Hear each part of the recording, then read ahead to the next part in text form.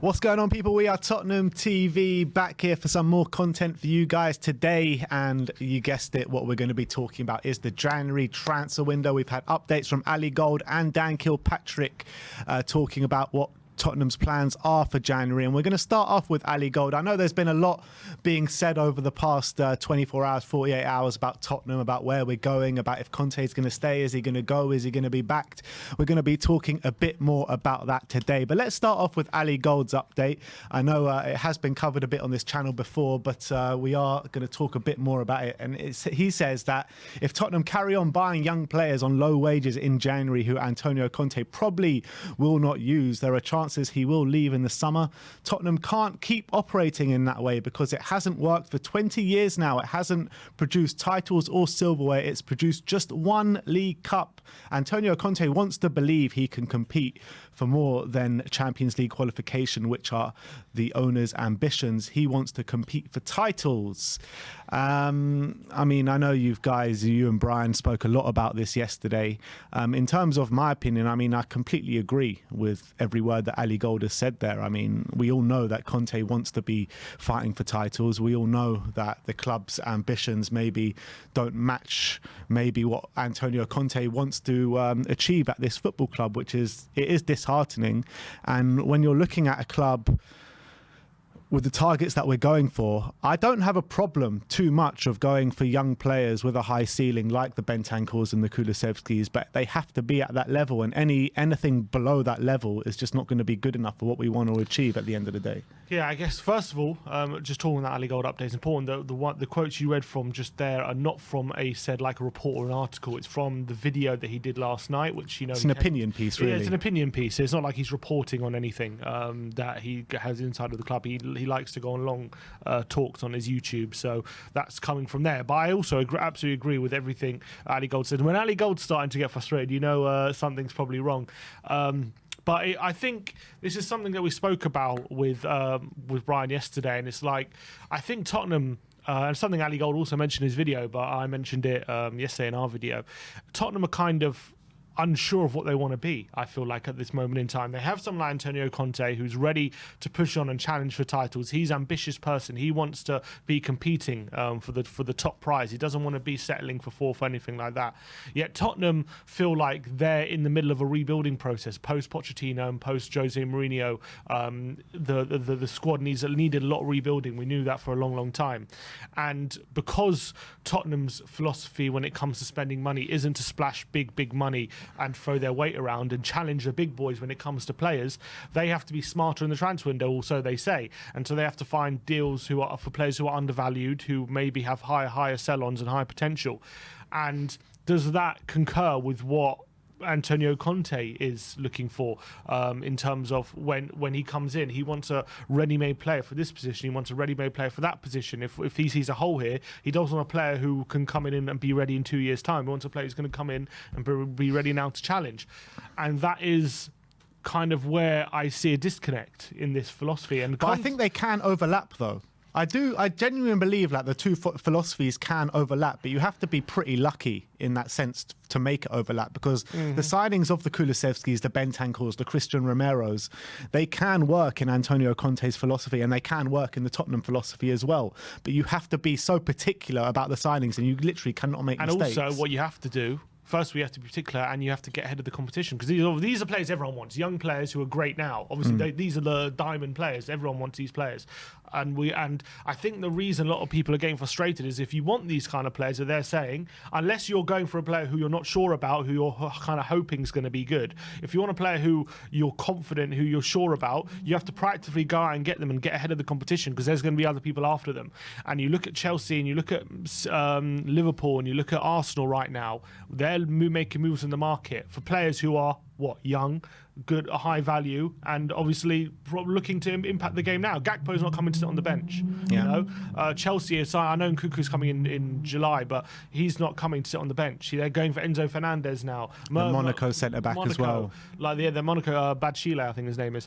So Modric with Arsenal as well. And we're being like linked with Pedro Porro and stuff, and fine, I want him, and I think he could be a good player for us. But the amount we're talking about isn't outrageous for a player of his age and his ability. So why can't we just get this deal done very, very quickly? Why, we know how Tottenham. The thing is, we know how Tottenham like to operate. The anxiety of the fans isn't unfounded. It isn't because they're impatient. I mean, there always is a sense of impatience, of course, but it's because of the history of how the board operates, even under other managers, even under Conte. We know we are very reactive in the window. We like for other clubs to make their business, and we kind of hoover up everyone that's left. That's kind of how we do business, and we kind of try to get every pound off, basically, off the deal. And I think that is becoming very, very outdated, and that's the problem with what we're seeing at the moment. And I know it's not. Part of me also feels like January hasn't started yet, so is it ridiculous to start complaining about the window? And I think that's also fair, because you have to give them a chance to sign players. But when you see Chelsea and Liverpool pretty much both signing players before the window started, it does get you feeling, well, why can't we be that proactive? Yeah, no, I completely agree with every word you just said. But there is a sense to say, look, it's not, the window hasn't even opened yet. I know other clubs are making moves, and they've made really good moves in terms of Chelsea and Liverpool and stuff like that. But the window hasn't opened yet, and I think whilst Antonio Conte is here, we have made good moves. In last January, we brought in some good players. In the summer, we brought in some good players, all in terms of the philosophy that Antonio Conte wants to go, or the philosophy that Tottenham want to go. But there's no point buying these players like Jed Spence, nurturing the talents like Ollie Skip, which we'll get into later, if Antonio Conte is just not going to use them. Agreed. There's just literally no point in it. Like, we need to decide as a football club which way we want to go. Do we want to go the Pochettino route and nurture youth and really give them a go? Or do we want to go the Antonio Conte route and buy kind of younger players but more ready-made players like the Kulusevskis and the Bentancurs? We need to make our minds up, because we're kind of stuck in the middle at the moment, like buying the Jed Spencers of this world and then Antonio Conte not using them at all. So I think we're very much confused as a football club. Mm-hmm. Since sacking Pochettino, we've got Jose Mourinho through the door. We didn't give him what he wanted. Antonio Conte through the door, where we've made some good signings, but nowhere near enough as what we need as a football club and what we need to push on where we need to be. So our squad is just not in a state compared to our rivals. That's reality. Yeah, and we need to make our minds up, and we need to stick on a path and double down on it and really say, look, this is the way we're going to go, and stick to your guns and make it happen. That's what we need to do. We had a caller coming yesterday on the show, and he was saying other things about Conte, but one thing he did say is, if we're not going to back Conte, there's no point having him here. And that kind of does ring true. But if the club decide, let's say the club do decide, which they may well do, they want to go through a path of only signing young players who have high potential and low risk, high reward kind of players, then do we just get rid of Conte now and just start making moves? Because aren't we just wasting time otherwise? We are wasting time, and if that's the way the club want to go, then this last 3 years since sacking Pochettino have been a complete waste of time. Correct. Complete waste of time. And you're looking at what we had under Pochettino. That is like the club. That is the club's philosophy, right? Mm-hmm. What Pochettino did at this football club, that's what the club want to do consistently, on a consistent basis. So what was the point of bringing in Jose Mourinho? What was the point of bringing in Antonio Conte? I mean, Nuno, just whatever. Forget Nuno. But like I said before, these last 3 years will be a complete waste of time. And they should have just said what they should have just done what we said years ago, which was tick with Pochettino. Yeah, we'll have a bit of a rough ride for a year, but back him again and go again. And we said that years ago. We didn't want him to leave, and they decided to sack him. And now I think we're in a position now where the club either want to do something they don't want to do, or they're risking completely wasting all these years for no reason. Exactly. And I think that right now, as it stands today, just before the January transfer window, I'm not going to sit here and completely lambast the board and lay into the board and call for their heads and everything like that, because we've got Antonio Conte now. Like, whatever comes out in the press, we don't know actually what's true, what's not true. We need to be patient now. We need to see what happens in January, and we need to see what happens with Antonio Conte and if he stays or not. Because if he does stay, then I firmly believe that we're on the right path. I really do. If he doesn't stay, then, like I said before, the last 3 years have been a complete waste of time, and that would be the time to lay into the board, start the ENIC out stuff all over again. But right now, before the January transfer window is even opened, I don't see a point. I just don't see a point in it. And whilst Conte is here, we need to throw as much positivity and support as we can at this football club, at Antonio Conte, and just wait and see if the club are going to back him, because we don't know. The January transfer window has not opened yet. Yeah, we just got to hope that. Anyway, yeah, we just got to hope that they do follow with Conte, but we'll see. Yeah, we will see. And there has been an update from Dan Kilpatrick today, and we're going to talk about it. We'll dissect it comment to comment. The first one is that Tottenham are ready to back Conte, but the Italian has said he does not want to work with a bloated squad, so Spurs will be aiming to upgrade an existing squad rather than to add numbers. And then he goes on to say Tanganga, Sarr and Brian Hill could all depart, most likely on loan in the case of the latter two, paving way for Antonio Conte to add more experienced options to his squad. Antonio Conte believes that they can upgrade on defenders Tanganga and midfielders Papimata Sarr and Ollie Skip, which is very interesting. In terms of Tanganga, Sarr and Brian Hill, I think we all knew that anyway, didn't we? I mean, we all knew that we tried to loan all those players out in the summer, and it didn't happen for one reason or another, so I'm not sure how it's going to happen this January transfer window if it couldn't happen in the summer. And if it doesn't happen, and Antonio Conte is saying he doesn't want a bloated squad, then we're just stuck again, aren't we? That's the problem. I don't want to hear that. It's fine. You don't want a bloated squad, and you want to upgrade on the players who are currently existing in the squad rather than adding additions. That's fine. But I don't want to hear at the end of the window, well, we couldn't get rid of Hill, so we're not signing an attacker, and then we spend the whole second half of the season with having a player who we're not going to use and pretty much going to be an attacker short. So I don't like these excuses. I would rather sign someone, and then whatever we do with Hill later, we do. If he's going to, because let's be honest, he's going to sit and not be used anyway. So he might, if either we put him on loan, or he just sits and does what he's going to do anyway, which is not be used. So but in the I summer, don't want to see these excuses. In the summer, the case wasn't that we actually couldn't get Hill out the door. The question is, we couldn't bring anyone in. Like, they didn't want to spend the money to bring someone in. Yeah, but they had. I know we're going for Dan James. We're going for all these people who, let's be honest, were very underwhelming. Yeah. Weren't really going to improve us. And that if you're that kind of approach to it is disheartening. If we're going into this window looking for similar kind of players, we need to be looking for big upgrades. And I mean, logic would state if that's where we were going, we had 6 weeks pretty much to find a couple of players at the back end of last window. We didn't, and we ended up scraping the barrel at the end of the window for players who, like people like Dan James, and there are other players as well, I can't remember off the top of my head, but really underwhelming options. And like Adama Traore. Yeah, these kind of people, even Malinowski to an extent is probably a bit underwhelming as well. And these players, like very cheap players who you can maybe get a deal done very quickly, but are not going to materially affect the squad. And I really hope it's not the same in January. But the frustrating thing is, if it's not the same in January, why couldn't it have been in the summer? Because we had those 6 weeks, and that's what we mean about being proactive and getting ahead of the competition, getting ahead of the game, and having a plan. And it seems as though, when you're going for Dan James on loan on deadline day, that doesn't scream of a plan, let's be honest. And I don't know what January has in store for us, and I really hope they change their approach to the last 6 weeks of January of the summer. But I don't know. It was very frustrating. But we started the summer window thinking Spurs have this proper plan. We're getting players in early. The Basumas came in, Perisic came in. Good players came in at the start of the summer, and then it all just went stale, all went quiet, and then it felt like after the first 2 weeks of that window, the plan was just out the window and there was no more plan after that. Yeah, we signed Spence in July. Maybe we really believed he was going to be the answer to our right wing back problems, but whatever, that hasn't happened.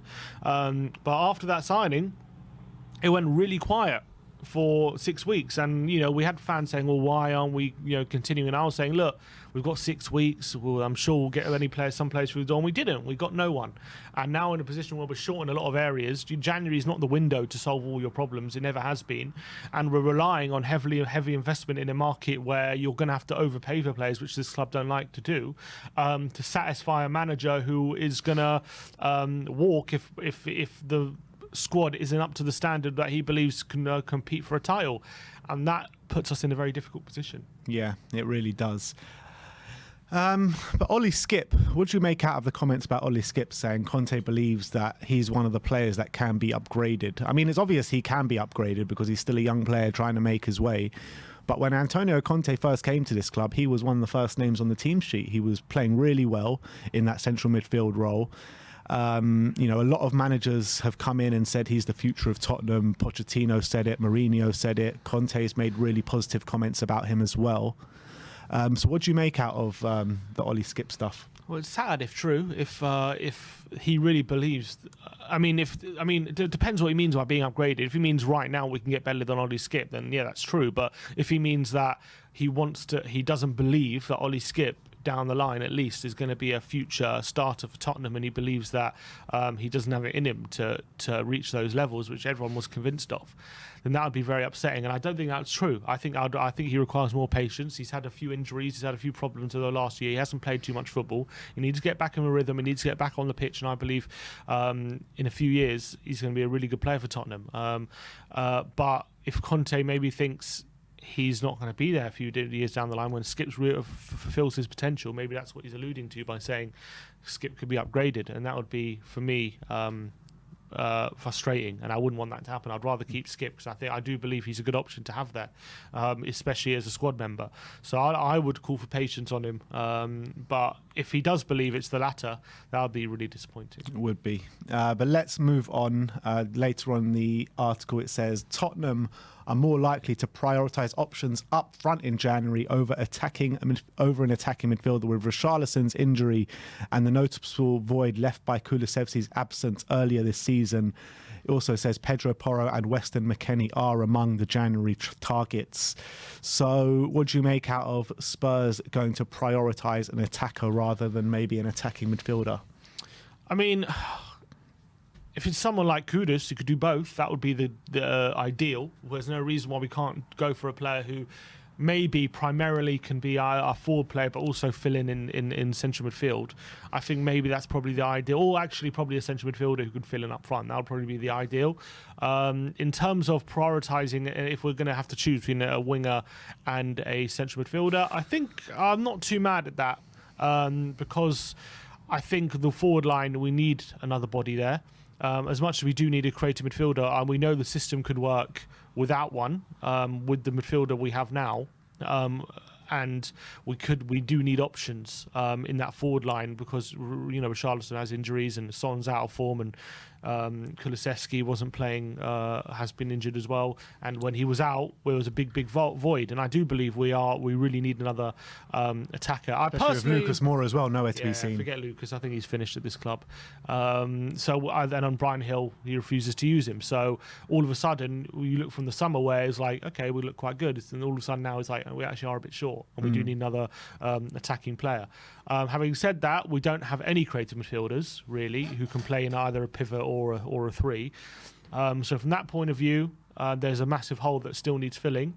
But I would say that in the preferred formation that Conte wants to play in a 3-4-3, it's probably, if he's going to go forward that formation, it's probably more important to get another attacker, and as well another attacker where, because right now when we look to the bench, there's not much there. Nothing. So right now, it's a priority would be to have options off the bench as well. Yeah, and I mean, there's so many good options out there that won't cost too much money. When you look at Marcus Thuram, for example, like what a player he is. He had one off season a couple of years ago, but he's starting to get it back to his full form. Out of contract in the summer, you're probably thinking you could probably get him for about a maximum of 20 million this January transfer window, or wait and get him for free in the summer, but you'll have a lot of competition. But not just him, there are just so many different options out there. I mean, you're talking about the transfer window right now probably being the best for Tottenham it's been for a long time, with all these young players, all these players running down their contracts, good deals available to be done. I mean, you don't need to spend 60, 70 million on an attacking player when there are so many good options available running down their contracts. Look how Gakpo just went for 40 exactly. million. Like that is not a massive outlay. That's not an outlay that Tottenham should bulk at all. That should be an outlay that, if you're convinced on a player, you should just put the money down like Liverpool. Within an hour, the rumours came out he's linked to Liverpool, and now it was done. Yeah. It's like, obviously the deal must have been done, obviously, like maybe the day before or something, and the news only just filtered through, but they just put the money down. There wasn't too much thinking about it. We need a player, we're convinced by this one, we've done our scouting, put the money down. But Spurs is like, we're going to watch Porro 5 times, we're going to get more advice, we're going to try and haggle it down from 45 million euros to 40, and we're going to risk the deal not being done by either someone gazumping us or time running out by trying to haggle for every single pound. And That's the most frustrating thing. Like Kudus, how much is he realistically going to cost? Like 50 million euros? Is he going to be much more than that? Like, I'm sure you could probably get him for something similar to that. Like, I know Murdike's something different. Looks like he's going to go for big money, but I really believe there are options there that Tottenham could very easily afford with the money. Like, especially there's still 50 million. Like, that's before starting about more investment. There's 50 million from the summer we still haven't spent. Like, that's the starting off point where that should easily, like, that's Porro right there. I don't want to hear this crap about Spurs there's no money available. Like, the whole point of getting into the Champions League, the whole point of the new stadium and all these events and all this kind of stuff, never mind the 150 million that was talked about over the summer. Like, I don't understand why all these rumours and these talks, unless it's complete bullshit. Like, where the hell is the money gone? It should be there. We were told the stadium's going to be a game changer.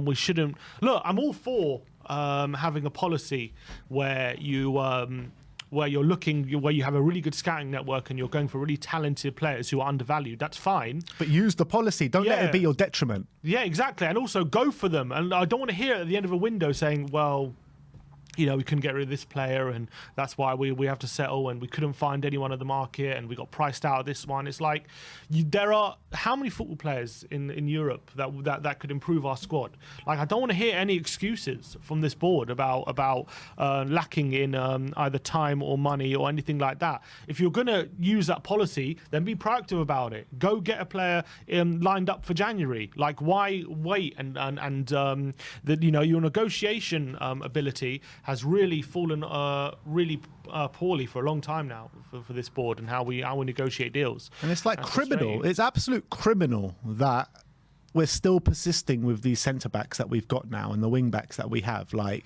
Eric Dyer, how long has he been here? Ben Davis, how long has he been here? Davinson Sanchez, how long has he been here? Japhet Tanganga, they've been looking to sell him for the last year. Like, how many of these defenders can we keep persisting with year on year when our defence is just shot to pieces? You look at Davis, Dyer, Sanchez were all backups under previous managers, and they just expect Conte just to wave his wand and make them the best defenders in the league. That's the thing. It's not going to happen. But the thing is, for me, like, when it comes to Davis and Dyer, Conte has shown he can get them to play well. But the problem is, that doesn't mean we don't sign anyone, and it doesn't mean we don't have competition for them, and it doesn't mean we rely on them solely. And it's like, okay, he got Dyer to play well for 6 months. That means he's our centre back now. It's like, no, you sign a centre back to compete with him. So either if he drops off performance, we have one there, or we have an upgrade on him.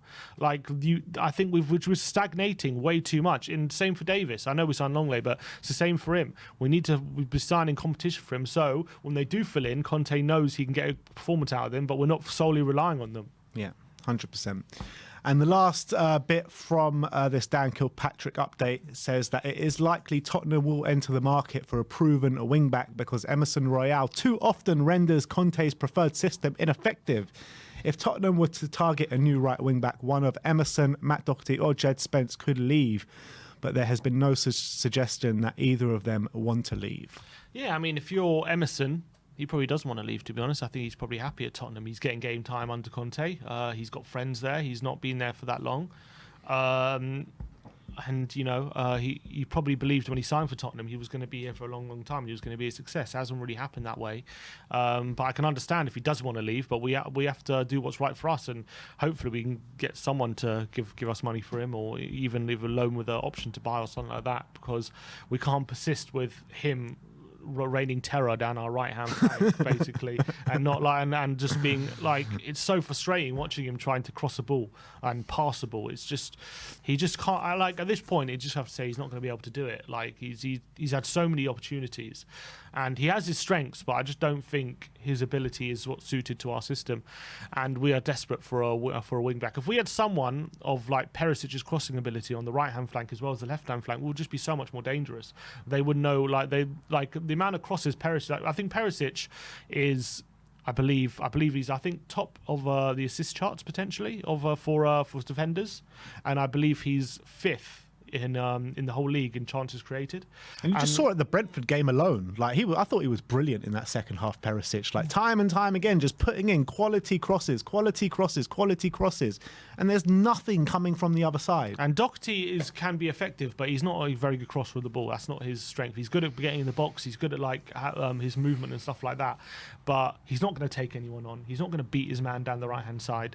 He's not going to shift and get a really good crossing like Doherty, like Perisic. And we need someone who's able to do that down the right hand side. And if we do that, our system's going to be so much more effective. I tell you.